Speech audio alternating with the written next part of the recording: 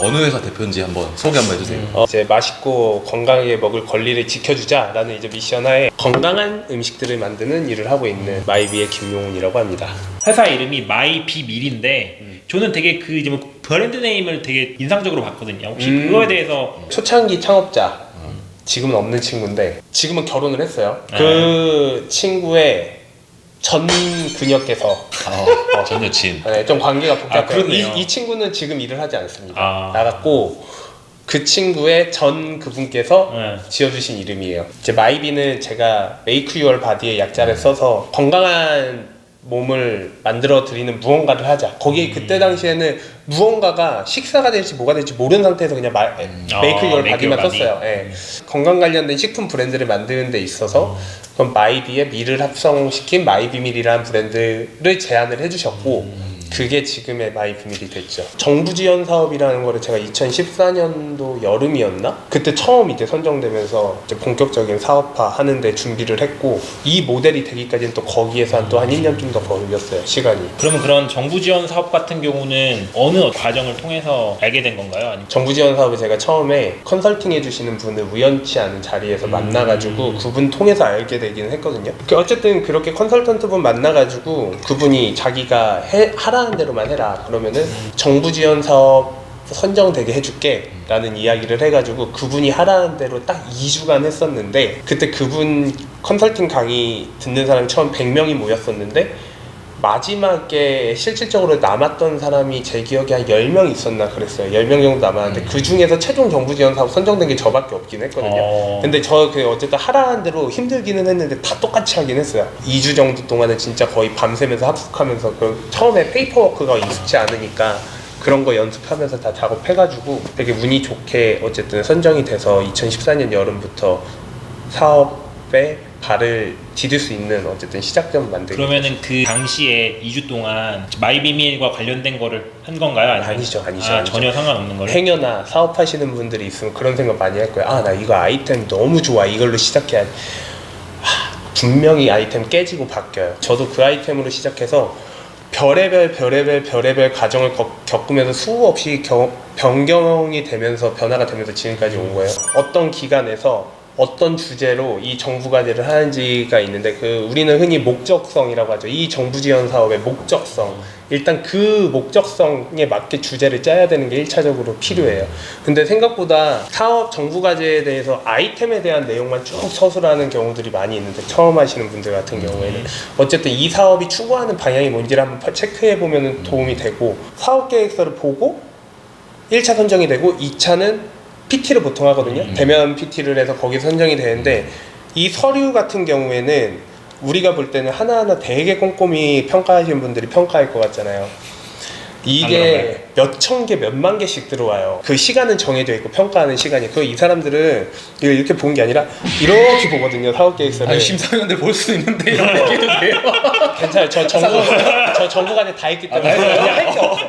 이제 할 게 없어서 할 게 없고 이렇게 보기 때문에 R&D 과제는 다르지만 R&D 과제는 좀 디테일하게 보는데 일반 창업 과제는 이렇게 보기 때문에 이렇게 볼 때 무슨 내용인지는 모르는데 이뻐 보이는 기술이 필요해요. 글, 이미지, 도형, 글, 이미지, 도형 약간 이런 식처럼 글로만 쭉 써져 있는 게 아니라 획도 딱 나누고 구획도 나누고 자간 다 맞추고 해서 좀 이뻐 보이게 만드는 것들. 제일 중요한 거는 첫 페이지를 너무 잘 만들어야 돼요. 제목과 그 요약 내용 그 두세 줄에서 정부 지원 과제가 지향하는 목적성과 부합이 하는지 안 하는지를 설계를 좀 할 필요가 있죠. 와, 이거 진짜 꿀팁이다. 꿀팁이야. 그래서 그렇게 되고 나면은 이제 PT 할 때는 또 다른 요소죠. PT 할 때는 저 같은 경우에는 보통 많이 하는 게 이 정부 지원 과제가 목적성 아까 전에 얘기를 했잖아요.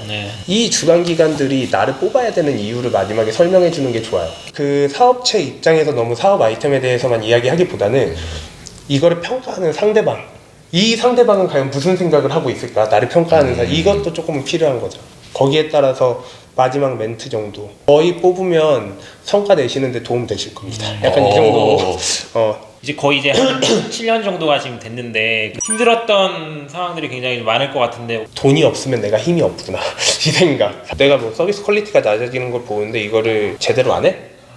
라고 하기가 어려워지는 상황들이 오는 경우들이 있다 보니까 결국에는 보상이라는 게 갖춰져야 되는데 이거를 내가 해줄 수 있는 형태가 없으면은 힘이 빠져버리니까 일을 시작했을 때가 이제 혼자 하신 건가요? 아니면 뭐 다른 분이랑 저희가 총 일을 시작한 창업자가 5명에서 시작을 했어요. 지금은 3명은 나가고 이거는 현실적인 부분 때문에 한 3년간 같이 일을 하다가 이제 나가게 됐어요. 창업을 처음에 할 때 팀원을 모집을 하잖아요.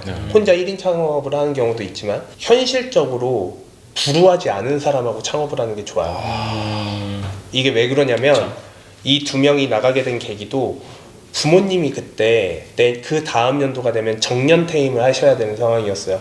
그러다 보니까 집에다가 어느 정도 일정 부분 소득을 갖다 줘야 되는 상황이었는데 사실 그때까지 제가 돈을 저희가 안 가져갔거든요. 코파운더들 우리 한 달에 50만 원 가져갔나 그때 30만 원 가져갔나 그랬던 상황이니까 이제 막 그때 카카오 대리운전 저녁에 뛰고 이거 일하면 그러다 보니 부업에 괜히 더 집중을 하게 되고 그쵸. 본업에서는 이제 뒷전이 되고 서비스의 질은 낮아지고 여러 가지들이 맞물리면서 사실 좀 그런 것들도 있었고 어쨌든 돈을 갖고 가야 되는데 그때까지는 못 가져갔으니까 현실적으로 타협을 하게 된 거죠. 그래서 2명은 나가게 됐는데 이 2명은 지금도 자주 연락하고 보거든요. 그래서 친하게 지내고는 있지만 부유할 필요는 없는데 그래도 그냥 내 몸 하나만 챙길 수 있는 정도의 수준의 사람과 만나서 창업을 하는 게 그래도 조금은 창업이라는 거는 마라톤인데 이거를 길게 봐야 되는데 거기에서 끝까지 갈 수 있지 끝까지라는 표현도 되게 좀 맞진 않는 것 같고 끝이 어딘지 모르니까. 그나마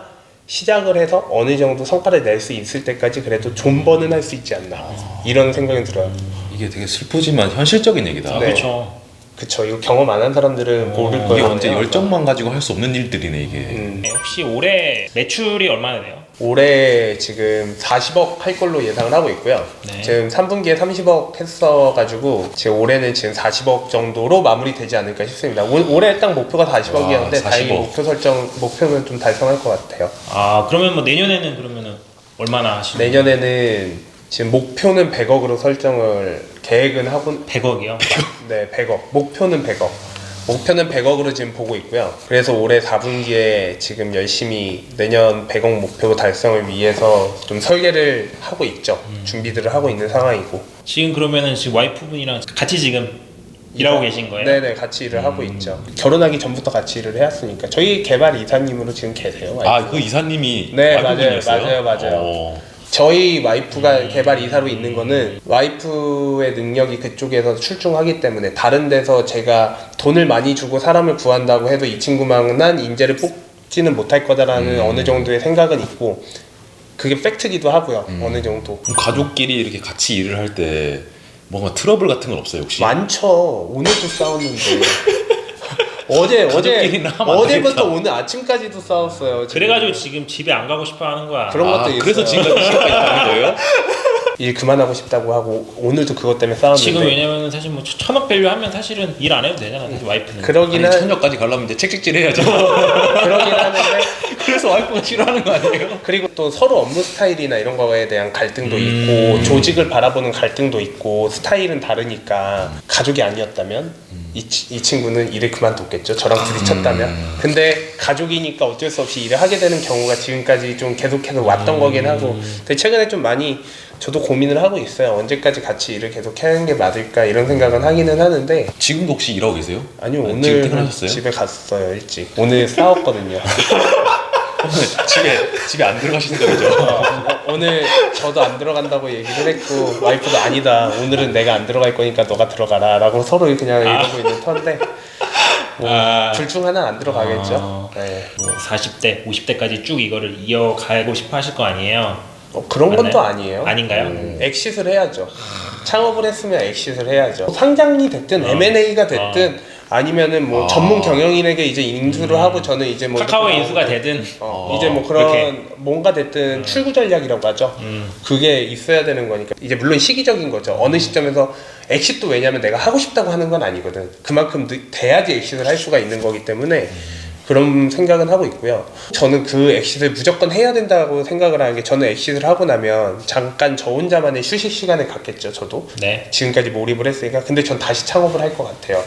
왜냐면은 대표이사라는 직업 그리고 창업이라는 과정 이게 경력직인 거예요. 제가 생각을 할 때. 대표이사도 경력직이라고 생각을 해요. 1년차 대표이사는 찌질해요. 아무것도 몰라. 근데 2년차, 3년차 그리고 이렇게 넘어갈수록 그 엑시까지 만약에 경험한 대표이사라면 아이템은 중요하지 않아요. 이 시장에 대한 인사이트와 이거를 어떤 아이디어를 넣어서 우리만의 가치를 만들어서 고객에게 전달하느냐, 이제 이런 것들에 대한 노하우, 이런 것들을 할 수 있냐 없냐의 차이인데, 엑시를 경험한 대표이사는 이런 걸 다 할 수가 있어요. 그러면은 이 좋은 능력을 가지고 왜 쉬고 있어요? 다시 창업해서 더 좋은 기업 만들어서 더 부가가치 창출하고 더 그만큼에 대한 보상을 얻으면 되는 건데. 역시 제가 봤을 때는 정말 이게 좀 워커홀릭 같은 게, 만약에 저라면은 예를 들어서 제가 엑실에서 예를 들어서 이제 몇백억을 제가 예를 들어서 얻으면은 그냥 여행 다니고 그냥 재테크하고 그냥 그렇게 살 수도 있을 것 같은데 또 창업을 또 한다고 하신다고 보면은 정말 일에 정말 미친 사람 같다는 생각이 좀 드는데, 아니 어떠세요? 저는 그 만드는 게 너무 좋아서 그렇게 해보고 싶죠. 6년 7년 동안 지금 일을 쭉 지금 하셨는데, 지금 이제 뭐 예비 창업자분들도 많이 지금 보실 것 같은데, 가장 중요한 어떤 덕목이나 어떤 마인드가 혹시 뭘까요? 아마 창업을 하시게 되면은 되게 꽃길만 보고 희망 가득 찬 미래를 생각하며 즐겁게 시작을 하실 거예요, 분명히. 근데 현실은 정말 너무 제가 여기에서 이제 육두문자를 사용을 못하지만 육두문자가 막 나올 정도로 힘들거든요. 그래도 내가 좀 비창해 드릴게요. 미친 듯이. 근데 진짜 하면서 와 어느 정도로 힘드냐면, 점심 안 먹고 너무 힘드니까 혼자 이렇게 회사 앞에, 지금의 제 와이프죠, 그땐 여자친구였고, 와이프가 회사 근처에 원룸을 하나 뒀었는데 불 다 꺼놓고 잠은 안 자는데 눈 뜨고 이불 덮어놓고 이러고 가만히 1시간 있다가 나왔어요. 그 정도로 힘이 들었어. 스트레스를 되게 많이 받으셨구나. 엄청 힘들었죠. 이 힘든 거를, 이 스트레스를 어떻게 자기 걸로 받아들이느냐, 이게 되게 중요한 것 같아요, 마인드적 요소가. 그래서 저는 요즘에는 그 힘든 과정이 끝은 있다라고 생각을 하거든요.